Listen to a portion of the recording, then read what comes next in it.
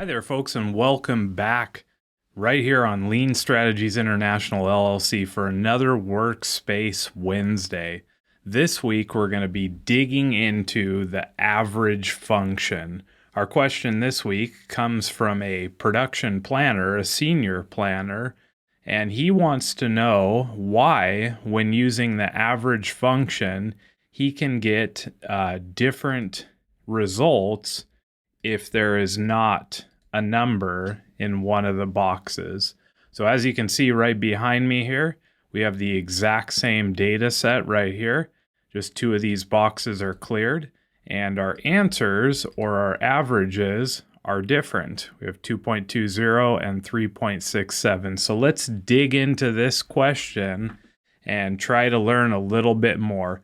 Let's get started. So first thing we're going to do is we're going to clear this entire set here, and we are going to build one data set under example 1, and we will just keep it pretty simple. We'll say 4, 3, 5, 2, and let's say another 3 right here.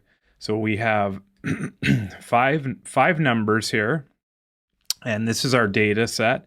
And below it, we'd like to calculate our average. Now to do that, what we're going to do is open up our function first with our equal sign.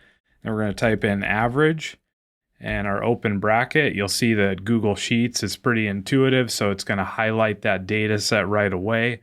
We're going to accept that, and we get our average, 3.40. Now what's happening here with the average function is Google Sheets is adding up this data set, and then it's dividing it by the number of cells that have a number in it. So in this one, we have 1, 2, 3, 4, 5 cells that actually have numbers in it. Now let's see what happens if we type in the word dog. Well, our average changes, and that's because the average function will skip over anything that has text in it, and it will only calculate stuff that has a number. So let's go ahead and return that, and you see our average goes back. Now what happens if we change one of these to 0? Well, our average changes, but it still calculates it because there's a number here. So let's take this exact same data set, and we're going to change this 3 to a 0.